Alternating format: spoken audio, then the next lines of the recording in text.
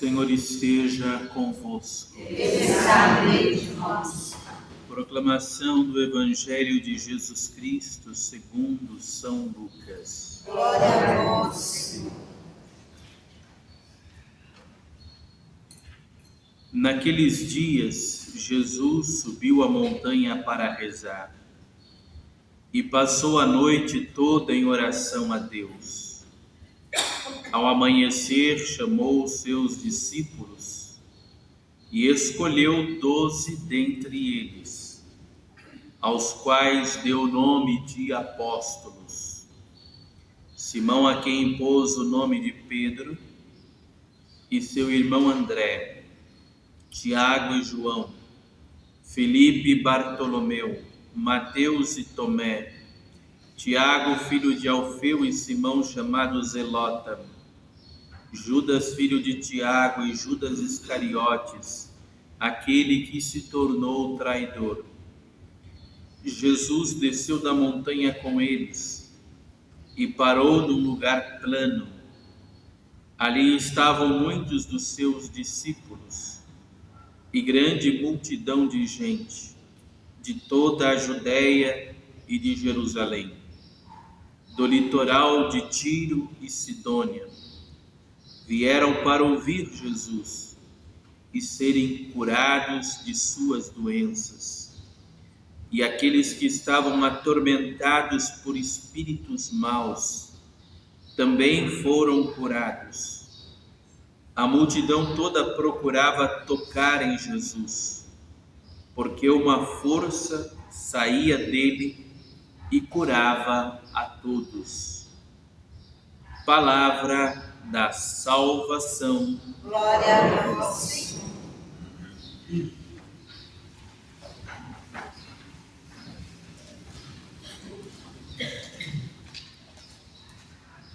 Jesus foi à montanha para rezar e passou a noite toda em oração a Deus.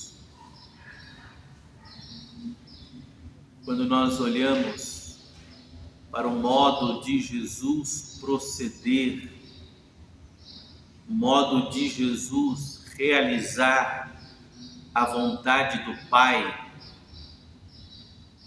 percebemos que o lugar onde ele encontra força, impulso, determinação para isso, é nessa comunhão com o coração do Pai por meio da oração. A oração está nos momentos mais decisivos da vida de Jesus. Porque Jesus sabe que não basta pensar sobre o problema, pensar sobre a missão, ou pensar sobre algo que ele tem que enfrentar por amor a Deus. É preciso esse diálogo com Deus, esse diálogo com o Pai. E é bonito ver que antes de escolher os seus apóstolos, o Senhor está em oração.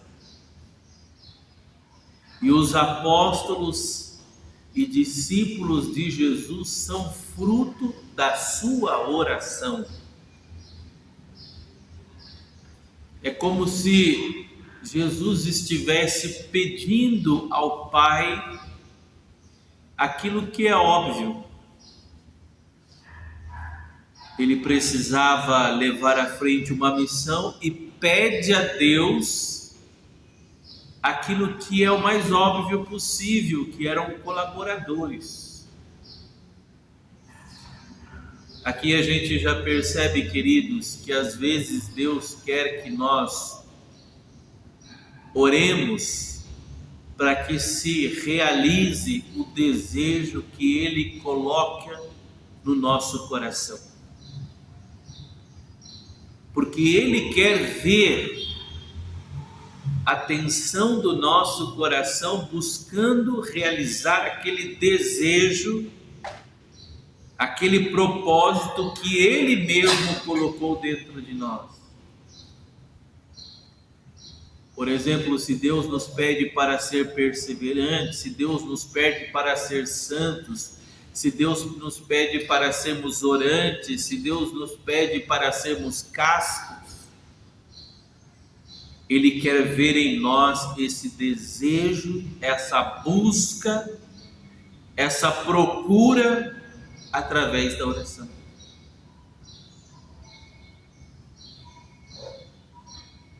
E se formos perguntar também,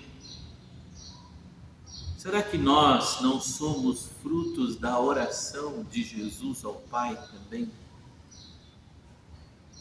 É verdade que Jesus, naquela situação, orou para que fossem suscitados aqueles apóstolos e aqueles discípulos, enquanto ele estava realizando a sua missão física nesse mundo. Mas será que também no coração de Jesus não estariam presentes ou não estavam presentes todos aqueles que continuariam essa missão apostólica e todos aqueles que fariam parte da sua igreja também? Será que cada um de nós não é fruto da oração de Jesus ao Pai?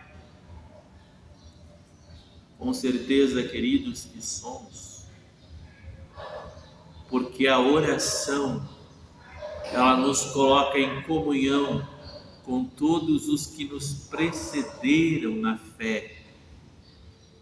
A oração nos coloca em comunhão com todos os patriarcas, profetas, homens e mulheres de Deus do Antigo Testamento, nos coloca em comunhão com todos aqueles que perceberam o chamado de Jesus no início da igreja, nos coloca em comunhão com todos aqueles que hoje fazem parte da igreja militante e nos colocam em comunhão com todos aqueles que já estão na igreja triunfante nos céus, também com aqueles que estão na igreja padecente, no purgatório, mas também nos coloca em comunhão e nos abre profeticamente a uma comunhão com aqueles que ainda farão parte da igreja, ainda nascerão na fé para serem discípulos de Cristo.